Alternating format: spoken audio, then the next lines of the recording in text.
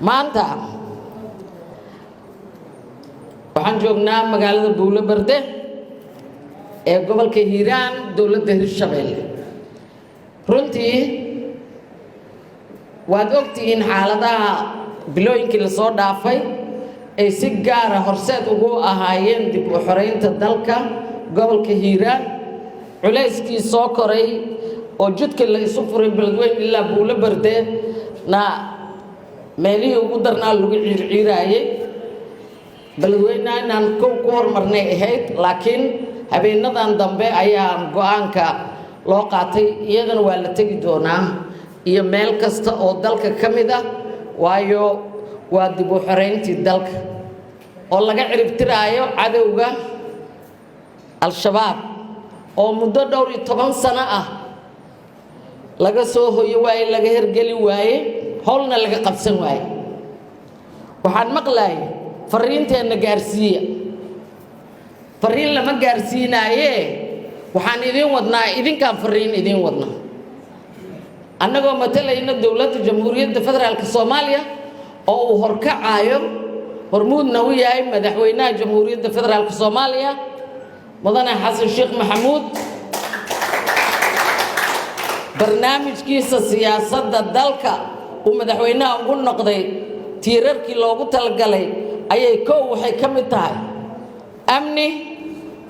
labo amni saddex amni abaaraha iyo qorshayaasha kale u yaalay marka waa wax degsan waxa loo sameeyay dhagaysiga raba dhagayna u furtaan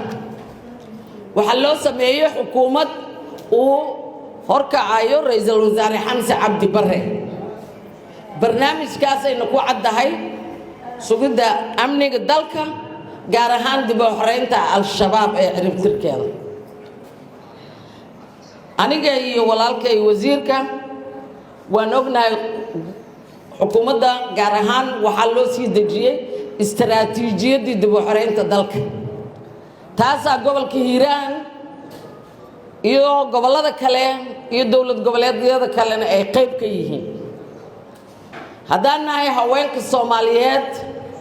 iyadaan u xil saarannahay annaga inaan barbar taagno dhiirigelino ciidamada dib u xoreynta dalka hadday yihiin kuwa deegaanka iyo kuwa dowladaba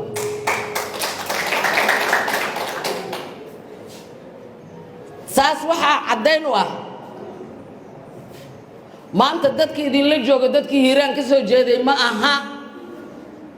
wafdiga gudoomiyaha hogaaminaya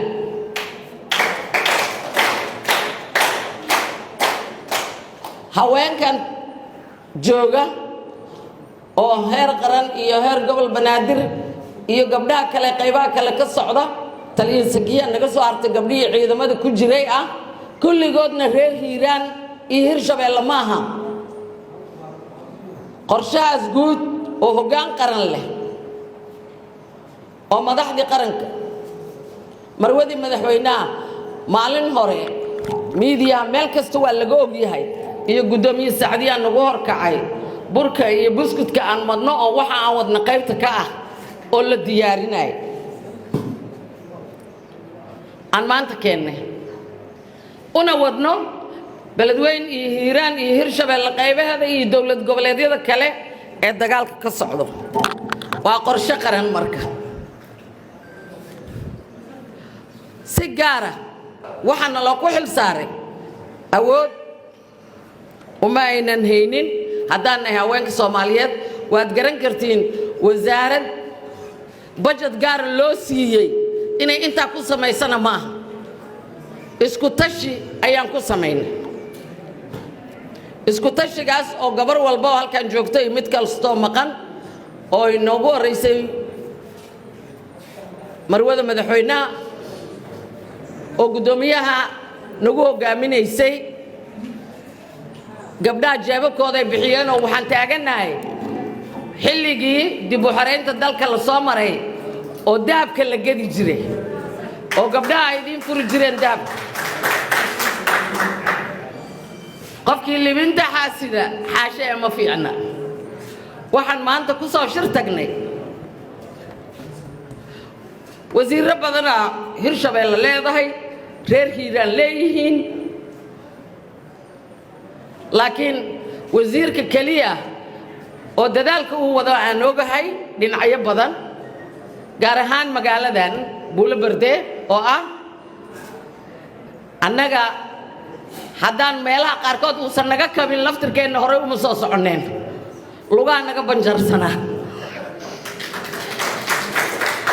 inboogay si gaar aan uga mahadcelinaa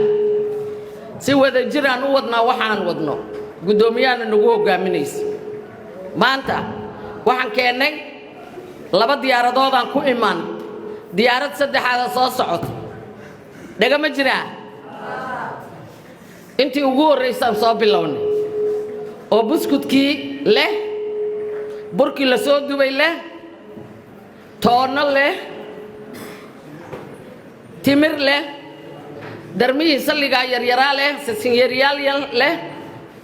waan iska soo daba wadnaa 450 neef oo ari ah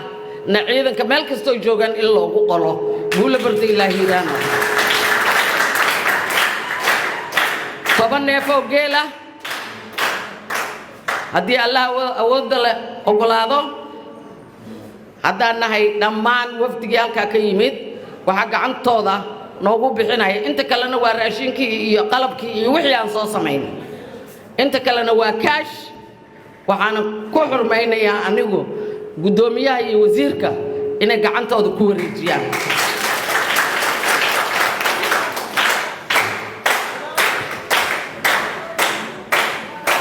waxaan rabaa in hurdada laga soo kaco walaalkay macallimo xildhibaanka iyo maxamed cabdirasaaq qorshaha dawladda ay qayb ka yihiin qorshaha xukuumadda ay qayb ka yihiin wixii dheeri ay sameeyaanna waa rakarooni qof la arkaba qiimo ugu qoran wasiir cabdirasaaq xitaa waxa uu diyaarsan oo aan ogahay ilaa ranwayga garoonkan ilaahay idinkiis iyadoo qorshaha dawladda uu ku jiro haddana lagu dhiirado in la bilaabo mahadsanid imbow Buulaberde markii la sheego waa ka soo wada jeednaa laakiin asaga asli ma faski waaye aniga laakiin aabahay asli oo faski ah iyo awoowayaashay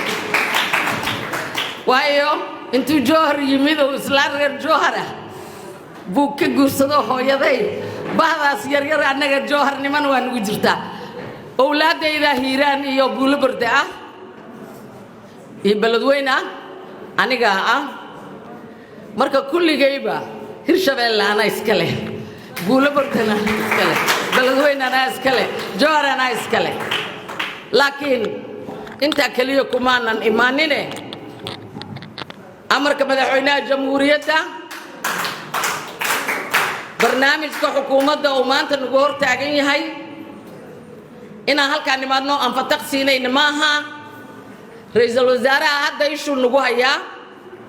madaxweynaha ishuu nagu hayaa agta meeshaan dhigayna waa la ogyahay waana ka go'an tahay haddaan nahay haweenka Soomaaliyeed inaan furimaha la barino la seexano guubaabino garab istaagno sahay baad iyo biyo aan ka daba qaadno iyo barax ishana ku hayno inaan xadgudub iyo gaboodfal loo geysan dadka masaakiinta ah sidii hore u dhacday in lagu gubo guryahooda caruur iyo haween iyo waayeel iyo curyaan waa waxa idinka kiciye iyo ceelasho la gubo annagana taasana wada damqinaysa cid ay wax u hayaan male laakiin mudane madaxweyne waa mahadsan tahay mudane ra'iisul wasaare waa mahadsan tahay hortiina ka leeyahay laakiin waxa la yiri dagaalku wuxuu guulkiisa ka galo gelistiisa kaama gasho shab baa tiraadeen annagana waa idin kula jirnaa inta kalena sidaa inay shab u yiraahdaan aan rabnaa sida reer Hiiraan maantana meeshaan joognaa cadawgana ogaada aniga reer koonfur ahay mahmaadayda waliba shiidlaan sii ahay qofka taa ka cabsanaysa dhudhun iyo talaaba asaa ka cabsanay cabsiyaan ayaga badan waana ogtiin inay fuliyaal yihiin oo dhuuntaan oo maanta annaga dhinaceenna indha shareer uma ogolin jalaabiib inay ku soo dhuuntaan uma ogolin sariir hoosteedana nooguma jirayaan sidaasaana gabdhaha gobolka banaadir ay uga bilaabayaan sitimaankan in guryaha la soo qofo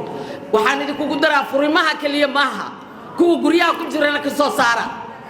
guryaha ma guula barka kuwa ku jira ka saara guryaha beledweyne jallaqsi degmo kasta iyo tuulo kasta oo dalka ka mid ah